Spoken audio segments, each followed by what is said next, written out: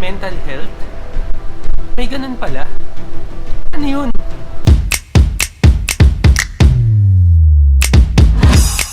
Alright, di tayo inulan today. We're very lucky no, makakapag-shoot tayo ng next content natin.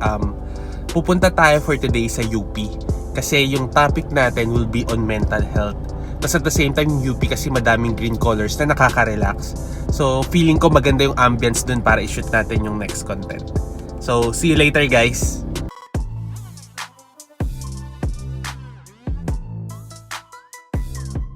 While we are still on our way to UP, let me tell you facts about mental health.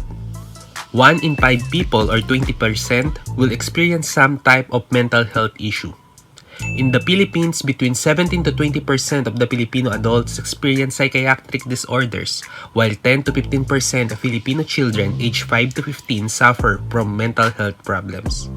According to NSO, mental health illnesses are the third most common forms of morbidity for Filipinos. Mental illnesses are more common than cancer, diabetes, or heart disease, and about 50% of people think about taking their own life at some point.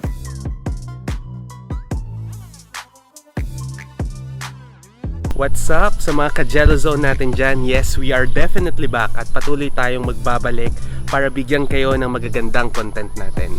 So for today, as you can see, yung ating introduction video is not as lively as compared dun sa mga previous video uploads natin. Well, may reason yan. And of course, what we will be talking for today is a serious matter, something na sensitive. So this is about mental health. So ang bibigay namin sa inyo ngayon is some of the tips that we have enable for us to maintain a healthy mindset. Especially right now, we're in the middle of pandemic. This is far from over yet. I'm pretty sure na yung lockdown period natin during the previous month, meron siyang impact doon sa atin, especially doon sa mental health natin. For now, enjoy muna natin yung view around us. So dito sa lugar na to natin pinili i-shoot yung next content natin dahil sa ambience nga, no, dun sa green color yung sinasabi na nakakapag-relax ng ating mga minds. So hopefully ma-enjoy nyo yung content natin at the same time yung view para doon sa mga hindi pa nakakalabas.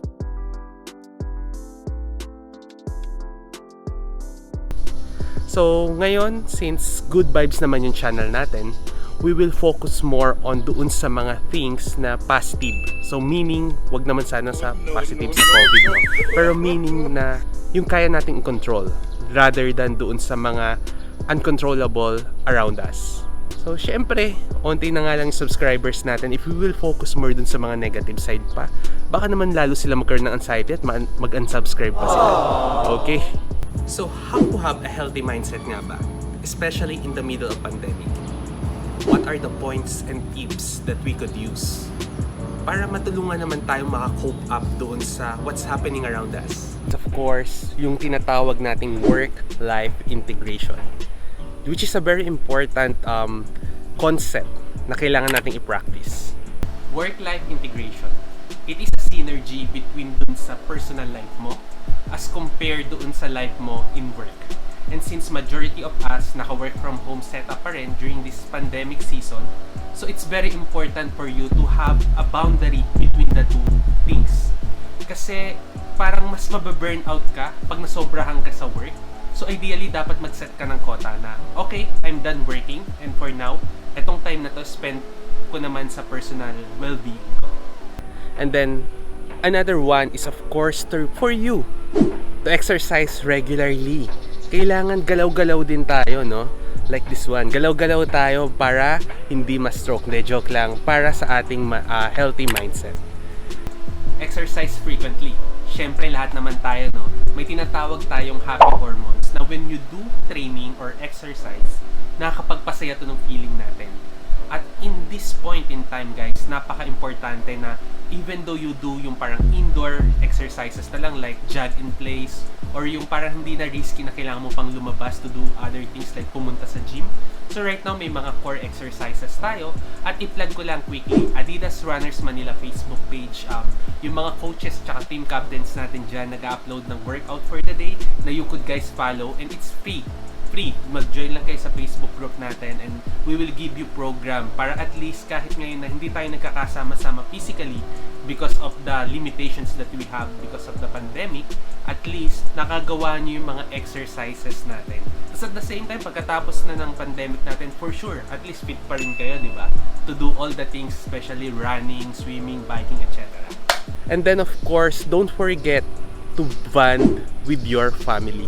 Napaka-importante ng support system ng family natin para malagpasan natin yung stage na to ng life natin. Bond more with your family. Guys, yung support system, huwag nyong mamalitin yan, especially in this point in time. Napakalaki ng impact kapag maganda yung support system sa inyo, ng inyong pamilya.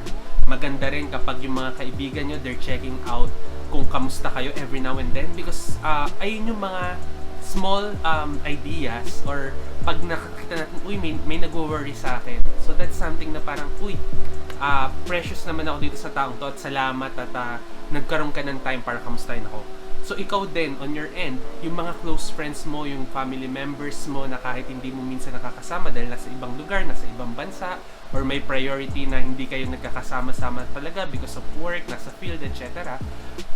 Ensure na laging silang kinakamusta at mag-establish kayo ng a day in a week kung saan magbabanding kayo, like you play games together, you eat, sabay-sabay ng dinner, breakfast, etc. And then of course, socialize with your friends. So right now, napakaraming instances kung saan pwede ka magkipag-socialize, although we have yung tinatawag na social distancing dahil dun sa pandemic natin. Turuan ko kayo kung paano. Don't worry guys, hindi lang naman kailangan na lagi kayong present personally dun sa tao para makipag-socialize. Like now, napakalaki na yung digital world natin. There are many ways for us to socialize or bond with our friends. A typical example, no, meron tayong mga mobile games like the Mobile Legends. Minsan dun na lang kayo magkakausap-usap at least habang naglalaro. And then meron din tayong mga applications sa phone like yung Zoom na pwede kayo mag-meeting, magkamustahan kayo, maglaro kayo online, etc. So ayun yung mga ways, some of the ways that we're doing now para maka-cope up tayo dun sa update sa mga friends natin.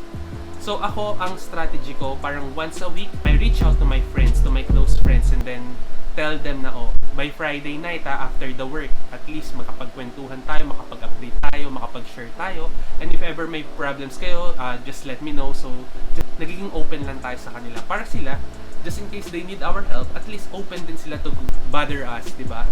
Para alam naman natin kung paano sila matutulungan. And then one of the key points para makontrol nyo yung mindset nyo in the middle of pandemic or every time, no, is that for you to identify those activities na nakiging outlet ng stress nyo. So for example, lahat ng ing words natin or gerund, like the drawing, swimming, running.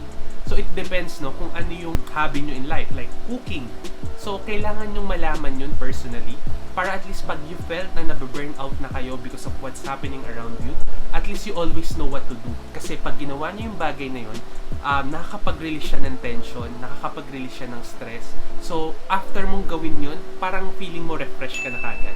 So you need to identify it for yourself para at least gawin mo siya pag medyo feeling mo on the rocks na yung mindset or yung pag-iisip mo. And then, psychological self-care. Dumating na ba yung point in time na kinausap niyo yung sarili niyo? Dapat dumarating yun. Pero it doesn't necessarily mean na nababaliw na kayo or something. Pero aside from checking out your family or friends kung how they are, you need to have time, yung tinatawag natin me time. Kamustahin nyo rin yung sarili nyo, no? Parang take a break. Kunyari, ang daming nangyayaring work, ang daming ng demand outside the world or whatever. Take a break. Kamustahin yung sarili nyo. Masaya ba ako sa ginagawa ko? Ano bang nafe-feel ko right now? Something like that. You need to update yourself as well. Kasi minsan, sa sobrang focus natin doon sa ibang tao, nakakalimutan natin yung sarili natin. At ayun, yung dapat nating iwasan. Kasi it's not healthy in the first place and at the same time, hindi mo alam yung status ng sarili mong mindset kung lagi ka lang nagre-reach out to help others. So first, para makapag-help ka with the others, help yourself first. So ano nga ba yung usual na conflict that we are facing and which is relevant for as of today, no, when it comes to mental health. Unang-una na dyan, guys, is yung quarantine setup natin. Hindi tayo sanay na makulong for the whole year sa mga kanya-kanya nating bahay. Way back before last year, nag-outing tayo with our family and friends, nagpa-file tayo ng vacation leave para makapag-out of the country, makapag-travel, etc. But for now, since meron tayong threat ng COVID, we're choosing to stay at home para sa safety na rin natin personally, and of course dun sa mga loved ones natin. And then, another conflict that you might be facing right now is yung sa work from home setup natin. Way back before, after the 8 hours or kapag tapos na yung ginagawa mo sa work, mag-extend ka man, at least pag uwi mo, meron kang parang hati na tapos na yung work ko, I need to focus more on my family. But for now, since naka-work from home majority of the setup ng companies, ang hirap ihiwalay nung personal life as compared to doon sa life mo in work. And for sure, meron dito, no, guys, meron dito na after dinner, ideally dapat tapos ka na, but basically nag-work pa rin after the midnight and even extended beyond midnight para lang ma-deliver yung task nila kasi hindi mo na nahati yung kada araw mo because of the requirement, of course, nung work at yung nature na rin siguro ng work or profession na pinili nyo. And then for the last one, I think one of the common problem that we are facing is yung tinatawag na emotional depression.